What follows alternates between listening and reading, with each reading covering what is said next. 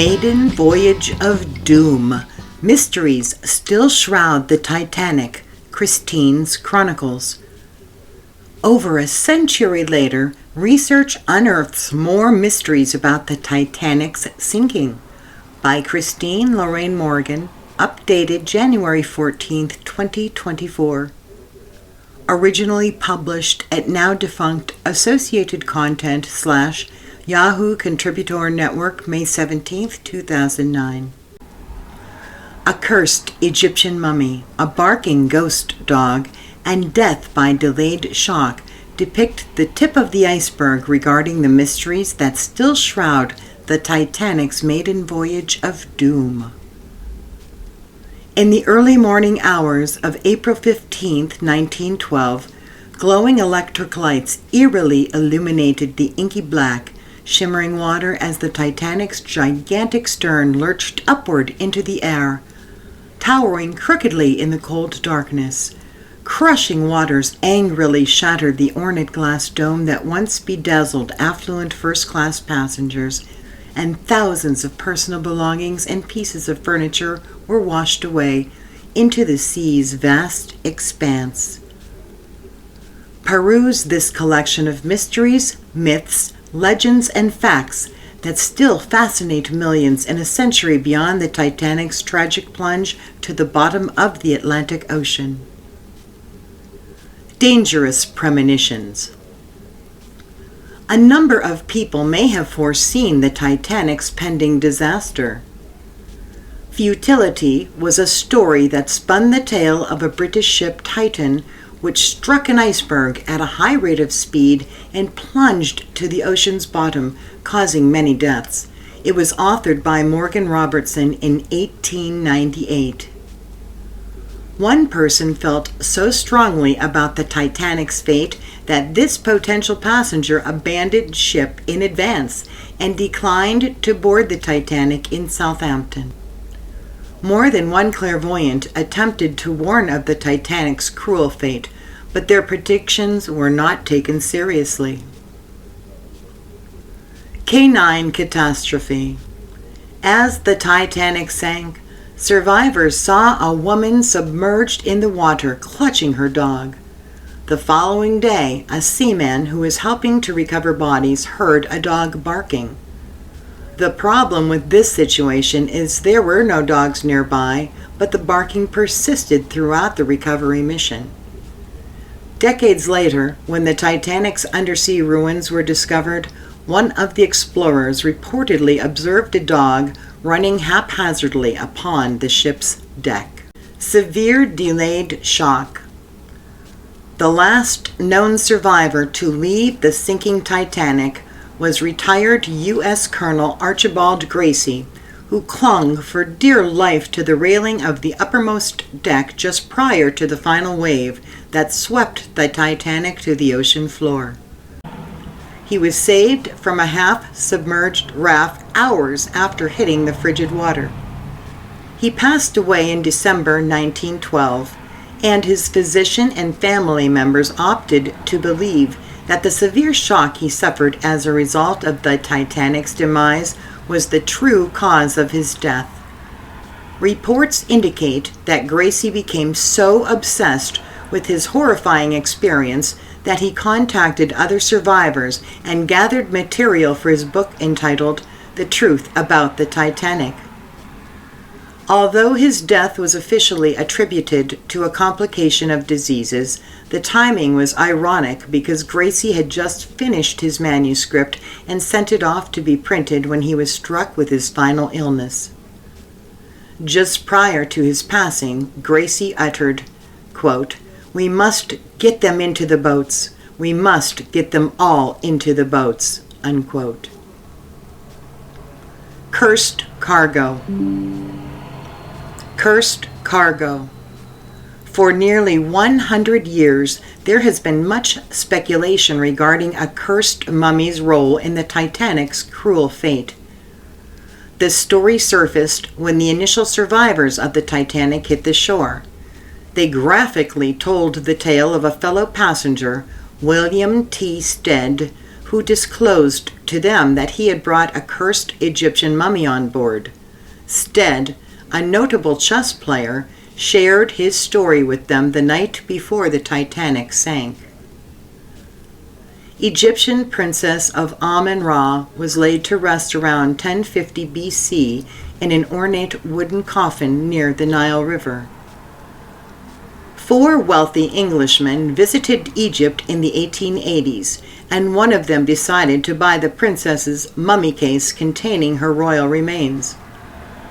The purchaser of the mummy took the coffin to his hotel.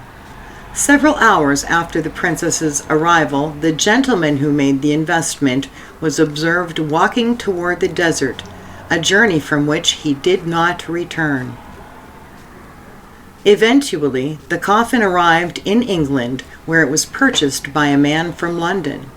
3 days later, 3 family members of his were injured in a road accident, and his house was burned. This chain of unpleasant events prompted the Londoner to donate the princess's coffin to the British Museum. After causing more death and destruction to those who cared for it at the museum, a tenacious American archaeologist bought the mummy for a sizable sum. His name was William T. Stead, and he decided that the notorious devastation that appeared in the mummy's wake was a matter of coincidence. Stead arranged for the princess's remains to be transported to New York. Stead was well aware of the mummy's reputation, so he allegedly initiated a secret arrangement for its transport to America. It was hidden beneath a new Renault automobile which was being shipped to the United States. Stead did not tell anyone else about his cursed cargo until April 13, 1912, when he discussed these arrangements with other passengers aboard the Titanic. Stead's fellow passengers say that he sat serenely, reading in the smoking room, as the ocean liner sank with him and the mummy of his princess aboard. Et tu, Brute? J. Bruce Ismay, chairman of White Star Line, was nicknamed J. Brute Ismay shortly after the Titanic disaster. He reportedly lived the remainder of his life in disgrace because he survived when such a large number of his passengers did not. An ornate marble fireplace from his luxurious suite is still in decent condition and recognizable as of this writing. Phantom Rescue Ship. Freezing in a lifeboat, Titanic passenger Alfred Fernand Aumont claimed he saw a distant light several miles away that appeared to be moving toward him and his fellow survivors. The lifeboat's passengers yelled and tried to wave the approaching ship down so it might help them, but it apparently sailed away, leaving the desperate people stranded. Conspiracy theory. Why was the Titanic's entire crew demoted one place to pave the path for Henry Tingle Wilde, first officer of the Titanic's sister ship, the Olympic? Wilde's assignment to the Titanic was made on short notice and happened while the Titanic was docked at Southampton.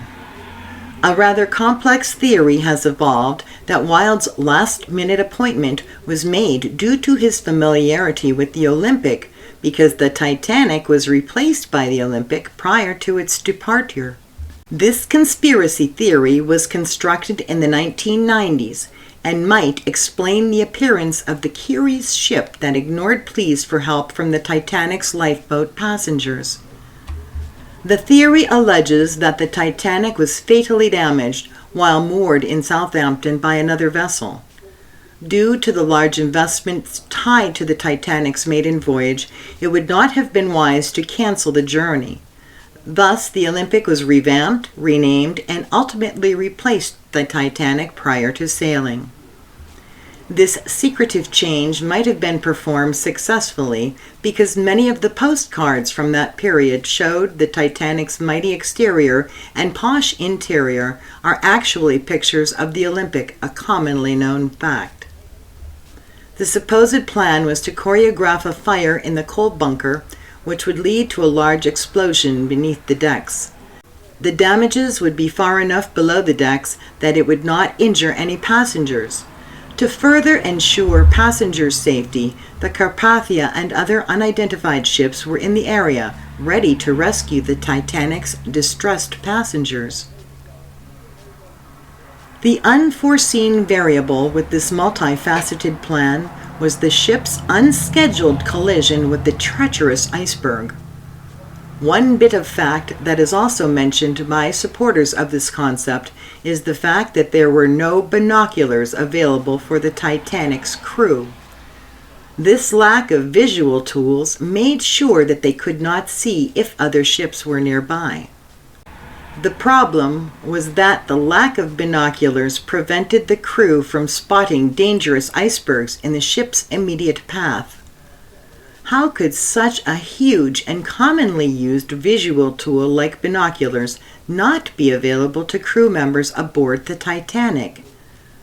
Because the ship's supply of binoculars were stashed away in the crow's nest locker where they were needed the most, and the key to that locker was not on board the ship.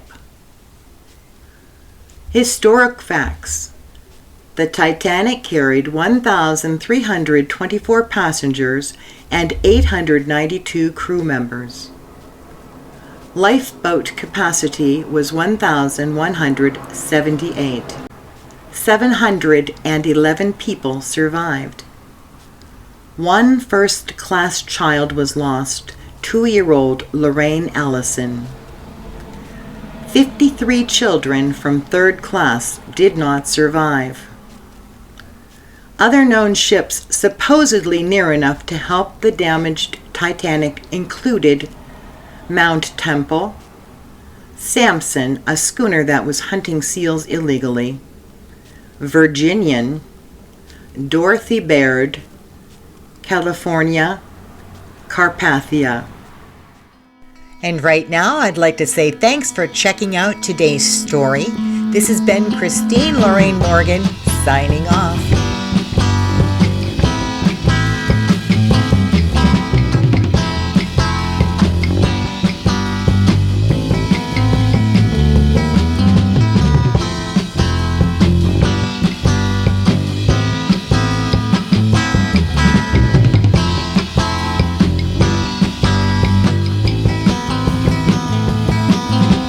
Take a look around you. Can you see the world is failing? Now is the time to take a stand while we can.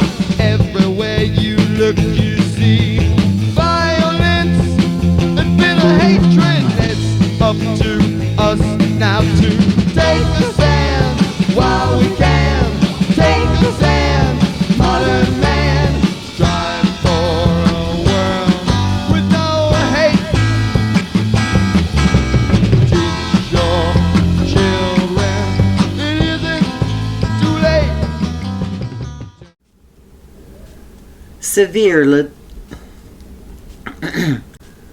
He was saved from a half-submerged raft after causing more death and destruction to those who cared for it at the museum. A tenacious American archaeologist brought the mummy for a size. Stead's fellow passengers say that he serenely Stead's fellow passengers say that he's serenely reading in the smoking room. One more time. J. Bruce Ismay, chairman of White Star Line, was nicknamed J. Bruce. The damage was because the ship's supply of binoculars were stashed away in the crow's nest locker where they were needed because the ship's supply of binoculars were stashed away in the crow's nest locker where they were needed. One more time.